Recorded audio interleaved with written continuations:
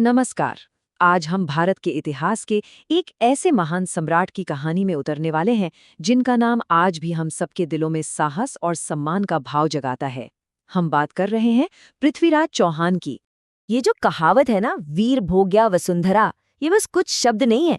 ये उस नायक की पूरी जिंदगी का सार है जिसकी कहानी हम आज जानने वाले हैं। ये जीने का एक तरीका था, एक कोड जो पृथ्वीराज चौहान के हर एक काम में झलकता था।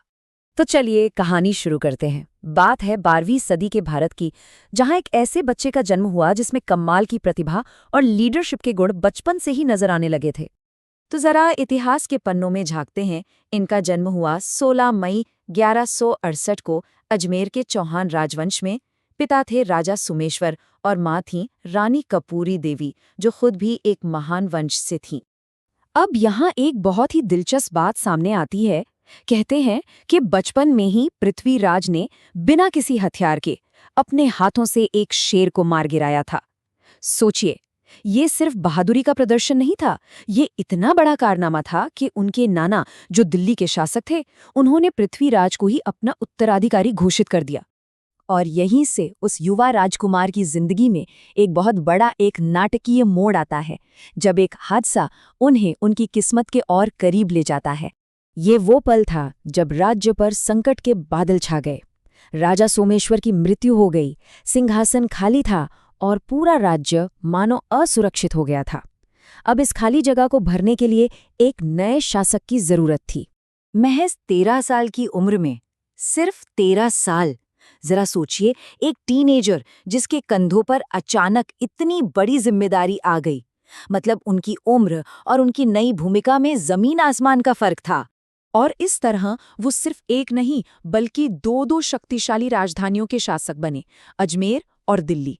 ये दिखाता है कि उस छोटी सी उम्र में उनके हाथों में कितनी बड़ी शक्ति और कितना विशाल साम्राज्य आ गया था।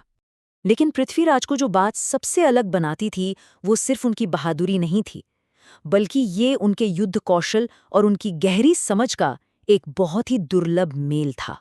जानते हैं, उन्होंने एक ऐसी कला में महारत हासिल की थी जो सुनने में किसी जादू से कम नहीं लगती, शब्दभेदी बाण। इसका मतलब ये था कि वो सिर्फ आवाज सुनकर घने अंधेरे में भी अपने लक्ष्य पर अचूक निशाना लगा सकते थे। वाकई ये एक ऐसी काबिलियत थी जो किसी को भी किंवदंती बना दे। और उनकी काबिलियत सिर्फ जंग के मैदान तक ही सीमित नहीं थी। 6 भाषाएं, गणित, चिकित्सा, दर्शनशास्त्र, इन सबका भी उन्हें गहरा ज्ञान था। वो एक ऐसे शासक थे जो जितने बुद्धिमान थे उतने ही ताकतवर भी। जैसे ही वो सिंहासन पर बैठे, चुनौतियां दरवाजे पर दस्तक देने लगीं और इस युवा सम्राट ने बिना देर किए एक मिलिट्री कमांडर के तौर पर अपनी काबिलियत साबित करनी शुरू कर दी। और पहली ही चुनौती आई घर के अंदर से। उन्होंने अपने ही चचेरे भाई के विद्रोह को जिस तेजी और सख्ती से कुचला, उससे उन्होंने एक साफ संदेश दे दिया कि सिंहासन पर उनका दावा पत्थर की लकीर है। ये टाइमलाइन दिखाती है कि उनके सैन्य अभियान कितनी तेजी से आगे बढ़े। अपने चचेरे भाई के विद्रोह को दबाने के ठीक बाद उन्होंने भदानों को और चंदेलों को हराया। मतलब उन्होंने बहुत तेजी से अपने साम्राज्य का विस्तार किया और अपनी शक्ति को मजबूत बनाया। और इन जीतों का नतीजा क्या हुआ? एक बहुत बड़ा साम्राज्य।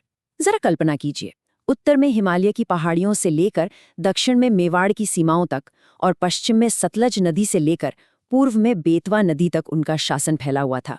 ये उस समय का एक बहुत बड़ा साम्राज्य था। लेकिन पृथ्वीराज की कहानी सिर्फ लड़ाइयों और जीतों की नहीं है।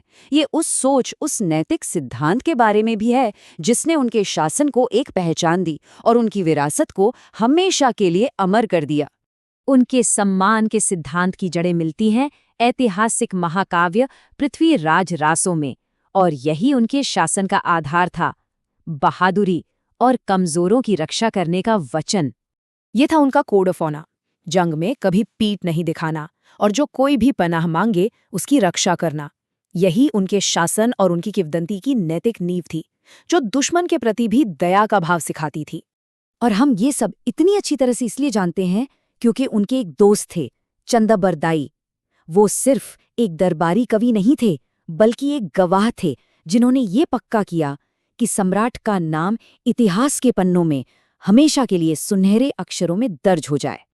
और ये सब हमें एक बड़े सवाल पर लाकर छोड़ देता है। जब कोई ऐतिहासिक इंसान एक हीरो बन जाता है तो हमें उसके पीछे के तथ्यों को याद रखना चाहिए या उस आदर्श को जिसे वो दर्शाता है? आखिर कहानी का कौन सा हिस्सा है जो सच में जिंदा रहता है?